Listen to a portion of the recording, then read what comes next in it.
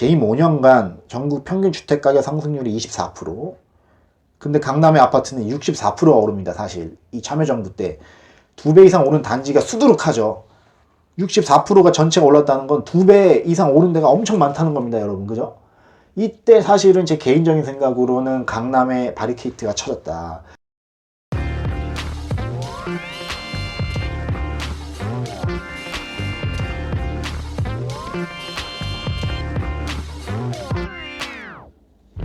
자본! 여러분 안녕하세요. 오박사입니다. 자, 오늘은 조금 주식 얘기보다는 다른 저희하고 매우 밀접한 관계에 있는 부동산에 대해서, 제가 부동산 전문가는 아니지만 제가 같이 공부하는 입장에서 이건 한번 같이 봤으면 좋겠어서 한번 얘기를 해볼까 합니다. 지금 김수현 사회수석이 차기 정책실장에 유력하다는 기사들이 마구 뜨고 있어요. 그래서 2기 경제팀이 소득주도 성장을 이제 강화하겠다라고 해서 올해 말 내년부터 이제 제2기 이 경제 라인들이 이제 정책 메이커들이 되는 거거든요. 그래서 어떻게 보면 김수현 지금 현재는 사회수석이 어떻게 보면은 내부 승진을 하는 거일 수도 있죠. 이제 정책 실장이 되는 거니까. 그래서 한번 이 책, 그죠? 부동산은 끝났다입니다. 부동산은 끝났다. 사실 이 책은 김수현 사회수석이 2011년도에 쓴 거예요. 그래서 제가 이 책을 언제 샀냐면 작년 제가 부동산 매입할 때쯤 샀습니다. 그때도 그 생각을 갖고 있었어요. 이 부동산 쪽은 특히 이 팔리시 메이커들이죠. 이 정책 입안자들의 이 생각을 잘 알아야 된다라는 생각이 제 밑바탕에 깔려 있었기 때문에 이 책을 샀어요. 근데 문제는 이게 읽다가 다른 그 더 실용적인 책들에 의해서 좀 밀렸어. 그래서 와이프가 이 책 좀 봤지, 저는 한번 쓱 이렇게 봤거든요. 하지만 이 책을 다시 꺼냈다는 것은 제가 매우 이게 좀 중요한 이제 모멘텀이 왔다라고 사실은 보는 거예요. 자, 이제 제가 작년 재작년 이렇게 해가지고 좀 쓴 글들을 모아가지고 책을 올해 나왔잖아요. 제가 책을 비록 책민이지만 책을 쓴 입장에서 말씀드리면 중요한 거를 보통 앞에 다 쓰거든요. 앞에 당연히 사람이 그렇지 않겠습니까? 아무리 이 컨텐츠를 짜도 앞에 보통 몰고요. 중요한 거는 진짜 뭐랄까요, 완전 사이드로 빼거나 앞으로 몰아요. 이 책의 맨 뒤편에 이게 딱 있습니다. 집이 필요한 사람들을 위한 10가지 지침이 있어요. 근데 이거 보고 조금 저는 이 정도는 우리가 알아야 된다라고 생각을 했습니다. 자, 집이 필요한 사람들을 위한 10가지 지침. 이 책, 김수현 사회수석이 2011년에 쓴 이 책, 붓끝이죠. 부동산은 끝났다. 이 책이 있습니다.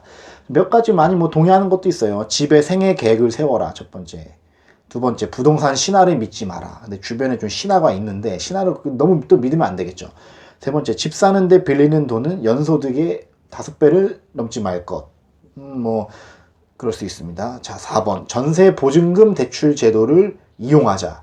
자, 여기서부터 살짝 느낌이 좀 옵니다. 전세 보증금 대출을 이용해라. 대출 받아서 전세를 좀 사는 걸 얘기하고 있고요. 5번째, 공공임대주택을 노려라. 이렇게 나오고 있습니다. 자, 4, 5번을 제가 체크했어요. 4, 5번에 체크했어요. 6번, 부동산 언론에 속지 말자. 언론에 속지 말자, 물론 저 동의합니다. 7번, 집은 과시적 소비재가 아니다. 맞죠? 하지만 제가 여기다 감히 첨언하자면 엄청난 필수재죠. 집은 동굴이니까, 구석기 신석기로 치면 동굴이니까 과시적 소비재 떠나서 엄청난 사람의 필수적인 필수재입니다. 의식주죠. 자, 8번, 집은 오래 썼다고 버리는 물건이 아니다. 고치며 살자 있습니다. 8번, 줄 쳐야겠죠? 고치며 살자. 전 줄 쳤고요. 9번, 집은 이웃과 동네의 일부이다. 마을 만들기에 참여하자. 마을 만들기에 참여하자 있습니다. 저는 약간은 요거 있습니다. 저는 만들어진 마을에 가고 싶지, 제가 마을을 만들고 싶지가 않습니다. 그냥 너무 제가 솔직한 거예요. 여러분들 마을 만드시겠어요? 출근해야 되지 않습니까? 자, 10번, 부동산 관련 정보를 직접 찾아보자. 완전 동의죠? 직접 찾아봐야 되죠. 자, 그래서 한번 보겠습니다. 55페이지에 일단 나와요. 부동산 시장을 결정하는 3가지 흐름. 자, 첫 번째, 김수현님이 생각하는 겁니다. 가장 큰 변수는 첫 번째, 주택 자체의 과잉 공급 혹은 과잉 감소, 수요 공급을 얘기하고 있습니다. 자, 매우 저 역시 동의합니다. 두 번째, 고용 상황이나 경제 상황 당연히 미치죠. 당연히 미치죠. 고용이 되면, 그죠? 연소득이 오르면 집을 당연히 살려는 실수가 뽐뿌가 되겠죠. 당연하죠. 자, 세 번째, 유동성이나 정부 정책 같은 변수도 단기간에 영향을 크게 끼친다. 완전 동감입니다. 유동성과 정책은 당연히 바로바로 영향을 끼치죠. 바로바로 매수 심리, 매도 심리에. 자, 그리고 72, 73쪽에 이 어떻게 보면은 자아 비판 같은 그 좋은 글들도 있습니다. 참여정부는 왜 집값을 못 잡았나? 재임 5년간 전국 평균 주택가격 상승률이 24%. 근데 강남의 아파트는 64%가 오릅니다. 사실 이 참여정부 때 2배 이상 오른 단지가 수두룩하죠. 64%가 전체가 올랐다는 건 2배 이상 오른 데가 엄청 많다는 겁니다, 여러분. 그죠? 이때 사실은 제 개인적인 생각으로는 강남에 바리케이트가 쳐졌다. 제가 2000년대 중반에 학교 다닐 때만 하더라도 강남 사는 친구들하고 뭐 경기도 뭐 인천 이쪽 사는 친구들하고 그렇게까지 어떤 뭐랄까요, 서로 심리적인 격차가 엄청 크진 않았어. 근데 지금은 사실 다르죠. 집이 어머니 뭐 아버지가 강남에 집이 두 채 있고 자기도 뭐 들어갈 데가 있다, 이렇게 되면은 완전 이 레벨루가 달라지기 때문에 사실은 이때 제가 봤을 때는 강남은 쳐졌어요, 이 바리케이트가. 그리고 그 이후에 조금씩 전기 장벽들이 세워지기 시작했죠. 자, 85페이지. 제가 이 모든 책을 지금 커버할 수는 없지만 제가 이 표시한 부분들만 한번 보는 거예요. 저도 기록 차원이 있습니다. 저도 나중에 꺼내보려면 빨리 컴팩트하게 봐야 되니까. 자, 페이지 85페이지. 야, 이런 부분이 있어요. 시장에 맡겨라 라는 요구가 얼마나 허망한 것이었는지 웅변적으로 증명한다. 이 서브프라임 터지고 나서 이 시장에 맡겨라 라는 이 자유경제 이 시장체제에 맡기라는 게 얼마나 허망한지 알 수 있다 하면서 정부의 부동산 시장 개입은 당연하면서도 불가피하다, 이렇게 나옵니다. 능력이 안 되면 결국 가격이 더 싼 곳으로 밀리는 게 이게 시장 원리인가? 라는 물음표를 던지세요. 자, 여기서 이 정책 위반자로서의 어떤 느낌이 좀 나오는 겁니다. 시장에 맡겨라. 이게 얼마나 허망하냐입니다. 허망하냐. 저는 사실 허망하다 이런 거는 약간은 이런 경제 부동산 서적에서는 잘 못 봤던 건데, 있습니다. 이런 표현들을 쓰시고 있고요. 191페이지에 뉴타운 사업에 대해서 말씀하시면서 뉴타운 사업의 첫 번째 문제는 물론 동감이죠. 지역 내 소형주택이 사라지고 중대형주택으로 바뀐다. 그래서 오히려 그 주택 공급수가 줄어들어요. 그러니까 집을 없애는 사업이다. 이거 팩트죠. 이게 서울시 이 자료의 데이터에 다 나와요. 그죠? 야, 많이 모여 살던데 없애고 아파트 들어가는데 왜 공급이 더 없어져? 아파트 쭉쭉 막 몇십 층씩 올리는데, 아니죠. 이게 그 안에는 다가구 주택에서 막 컴팩트하게 막 모여 살았다는 거예요. 하지만 아파트 들어오면 동강 간격도 있고 뭐 1000세대 이상이면 뭐 1인당 몇 제곱 이상은 녹지를 확보해야 되고 그런 법령들이 다 있습니다. 그래서 이게 어떻게 보면은 집을 없애는 사업이죠. 그리고 가구 수가 어떻게 보면은 뭐랄까요, 1인 가구, 2인 가구, 3인 가구가 많잖아요. 그러니까 이제 어떻게 보면은 사람이 나가는 거죠.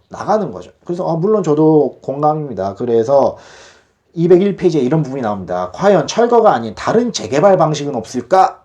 라고 이렇게 나오면서 북촌 한옥마을 얘기를 해요. 제가 북촌 근처에 회사를, 그죠? 다니고 있으면서 한옥 한 채 한 채를 잘 고쳐 편리하게 잘, 이게 가꾸자. 자, 이 아까 뒷면에 나왔던 가꾸자죠. 자, 마을 만들기에 참여하자. 이런 북촌 얘기를 들으시고 계십니다.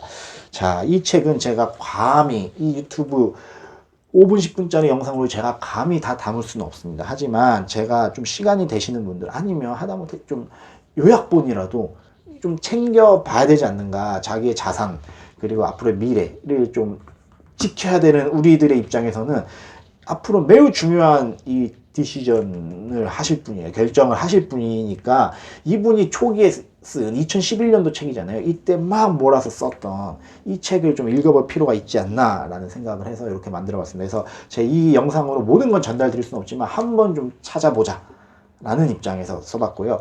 자, 지금 여담으로 청와대 관계자의 말이 실세 수석이란 말이에요. 실세 수석. 현재도 실세고 17년도 5월에 문 정권이 출범했을 때 7월까지 초기 세팅을 거의 다 하신 분입니다. 이분이. 그래서 2기 경제진이 원투펀치, 야구도 마찬가지로 원투펀치인데 투펀치가 더 강한 이 투수가 나오는 거예요. 그래서 이 잘 준비를 해야 됩니다. 타자들 입장에서는. 그래서 한번 잘 봅시다.